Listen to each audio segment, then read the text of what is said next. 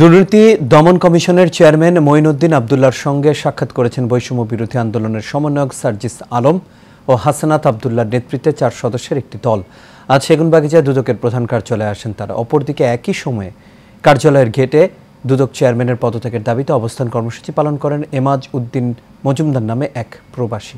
বিস্তারিত শাফিউদ্দিন আহমেদের রিপোর্টে। বৈষম্য বিরোধী ছাত্র আন্দোলনের সমন্বয়কদের নাম ভাঙিয়ে দেশের বিভিন্ন এলাকায় চাঁদাবাজি সহ অনৈতিক সুবিধা নেয়ার চেষ্টা চলছে বলে অভিযোগ উঠেছে। সেসব বিষয় নিয়ে আজ দুদক চেয়ারম্যানের সাথে সাক্ষাৎ করে সমন্বয়ক সার্জিস আলম ও হাসনাত আবদুল্লাহর নেতৃত্বে 4 সদস্যের একটি দল। সাক্ষাৎ শেষে গণমাধ্যমের সামনে হাসনাত আবদুল্লাহ জানান, তাদের নামে অনেক জায়গায় চাঁদাবাজি সহ বিভিন্ন অপকর্ম করে বেড়াচ্ছে কিছু চক্র। এদেরকে আইনের আওতায় আনা সহ বেশ কিছু সুপারিশ পেশ করা হয়েছে দুদক চেয়ারম্যানের কাছে। সমন্বয় পরিচয়ে বা আমাদের সিগনেচার নকল করে মামলা দেওয়া হচ্ছে, হয়রানি করা হচ্ছে।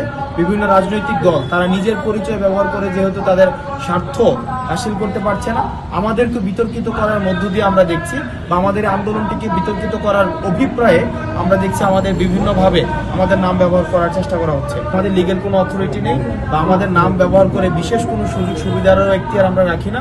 আমরা কাউকে বিশেষ কোনো সুযোগ সুবিধা দেওয়ারও আমরা এখতিয়ার রাখি না। সিস্টেমের মতো করেই চলবে। আমরা দুদকের কাছে অনুরোধটি নিয়ে এসেছি। এ সময় সার্জিস আলম বলেন, বিগত সরকারের সুবিধাভোগী অনেক প্রভাবশালীর নামে মামলা হচ্ছে।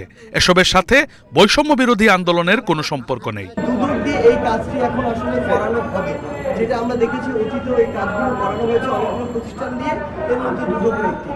আমরা জাস্ট দুদককে স্পষ্ট ভাষায় জানাতে এসেছি আমাদের জায়গা থেকে যে আমরা ছাত্র জনতার গণঅভ্যুত্থানের মাধ্যমে 16 বছরের ফ্যাসিস্ট সরকারের বিরুদ্ধে গিয়ে যে একটি গণঅভ্যুত্থান ঘটিয়েছি, এই গণঅভ্যুত্থান আসলে এই স্পিরিট ধারণ করে না যে কাউকে আসলে মিথ্যা মামলা দেওয়া হবে রাজনৈতিক উদ্দেশ্য প্রণোদিত এরকম কোনো কারণে, কিংবা কোনো একটি চাঁদাবাজি করা হবে রাজনৈতিক পরিচয় দেখিয়ে, কিংবা চাঁদাবাজি করা হবে একটি হুমকি দিয়ে।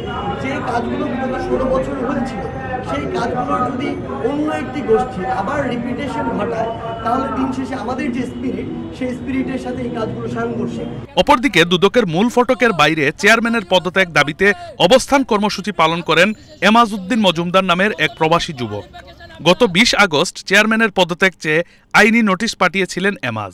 আমি মনে করি বাংলাদেশের সংবিধান অনুসারে তার দায়িত্ব এবং কর্তব্যে অবহেলা আছে, এটা বলে আমি হাইকোর্ট থেকে লিগ্যাল নোটিশ জারি করেছিলাম। আমি সসম্মানে ওনার পদত্যাগ চেয়েছিলাম, কিন্তু উনি নেননি। এটা আমাদের ব্যর্থতা। চেয়ারম্যান পদত্যাগ না করলে রবিবার থেকে অবস্থান কর্মসূচি চালিয়ে যাওয়ার ঘোষণা দেন এই প্রবাসী। সুতরাং রবিবারে আবার আসবো, দেখা হবে। শাফিউদ্দিন আহমদ, এশিয়ান টেলিভিশন, ঢাকা।